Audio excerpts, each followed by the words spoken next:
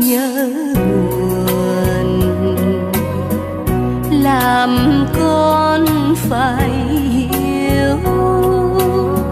Ai ơi hãy nhớ năm xưa, những ngày còn thơ không ai nuôi dưỡng. Công đức sinh thành, người hỡi đừng quên.